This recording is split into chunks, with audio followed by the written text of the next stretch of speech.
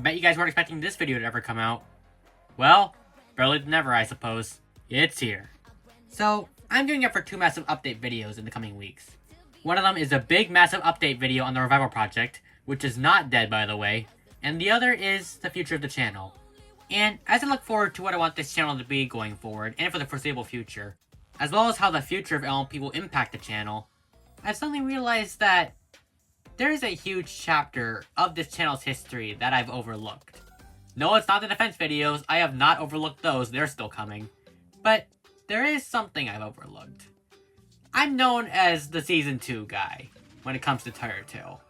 Basically, I consider that the definitive version of Tire Tail, and I consider that to be the show in its purest form, the peak form. Most of you guys know me from that onwards, as well as the first defense video. But to those of you who have been here since the very beginning, you guys will know that I used to review episodes of the first season.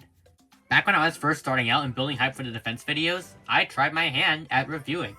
I covered episodes of Season 1 of Tire Tail, the latter half if you will. And the episodes I covered were fun. They weren't anything groundbreaking, certainly not like this season, but it still had its fair share of bangers in there.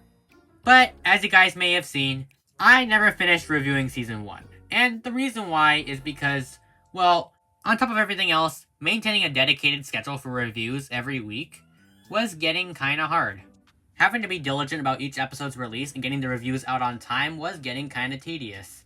And eventually, I just lost interest in finishing the season. I wanted to move on to bigger and better things like the first defense video, and I didn't have the interest to really finish it. I stopped at a very good episode, Misty moves in and was great, but I never really finished it. Until now, that is.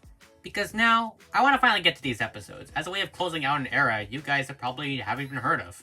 Everything from Very Bad Hair Day to Snow Business Like Show Business, I think it's time we finally finish covering the remaining episodes. Starting with an episode that I actually missed in my initial review slate.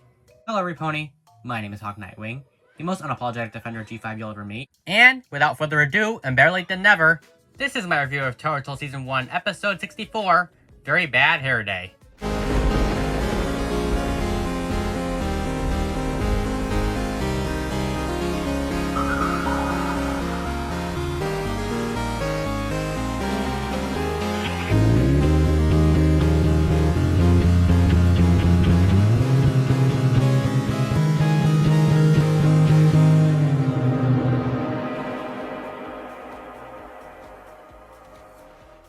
So the episode opens with Pip discovering that her hair has become frazzled and completely out of control. She tries to disguise it while in town, only to find out that every pony in town has come down with the same bad hair day, and their manes have all turned into ravenous monsters.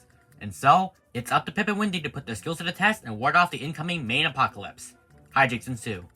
What do I think of the episode? Well, I thought it was pretty okay. It's nothing emotional or groundbreaking, and it's certainly got nothing on the episode that comes directly afterwards. But that's just how Tire Tail was back then, a product of the mentality associated with Season 1. It's certainly nothing to rag on the episode itself for. For what it's worth, it does have a very creative and wacky premise. I mean, any other show would have played the concept of a bad hair day completely straight, but only Tire Tail would have the capacity to turn it into a literal infestation, with the mains being flat-out dragon-like monsters that want to devour everything in their path. That's something you can only get with Tire Tail, and it shows. The mains have very unique portrayals, with Fifi's even learning how to juggle. How? Why? I'm just not gonna question it. It's definitely something very out there, and it lends to a lot of the episode's comedy, turning what would otherwise be a nothing premise into something you definitely won't forget. I will say though, that the episode could have gone a bit further with its story. Yeah, we got something crazy, but it could have been even crazier. Like, why did they play up the infestation angle? Joel just like the literal zombie main apocalypse, with the bad hair day pony slowly taking over Maritime Bay, and Pip and Wendy having to go on the run. As is, it's the kind of story you would expect from a Pip episode, but they didn't go far enough with it in my opinion. Once Pip finds Wendy, the episode becomes a sort of sequel to Attack of the Bunnises, with Wendy's role as a trail trotter being reprised once more, an aspect that even helps with the conflict's resolution. Both she and Pip definitely work well together, and their team up was great to see, especially when they fight off the horde of main monsters at the end. Plus, I especially like that Wendy gives Pip a badge too, solidifying her as yet another unofficial Trail Trotters member, which again ties it back to Bunnises' ending. Those added touches make it a nice continuation of that episode's story, and it also makes me wonder if Scout Kindheart was supposed to be here too instead of Wendy, but let's not worry about that. I did think that the twist that Sparky dropped his mustache into the main softener was a bit of a cop-out, though. I mean, come on. We just did this with Sense of Adventure with Izzy, and we don't need to do it again.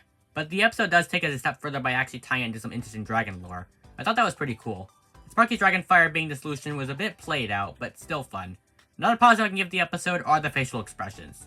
Oh boy, the facial expressions in this episode took me out. Between the extreme close-ups to every pony's reactions, the faces were definitely a highlight. Overall, I would consider this a decent episode with a lot of quality elements, but nothing to write home about. It's good for what it is, but it could have been a bit more in my opinion. But what do you guys think of this episode? Feel free to let me know in the comments below. Until next time, this is Hawk Nightwing signing out. Hoof to heart.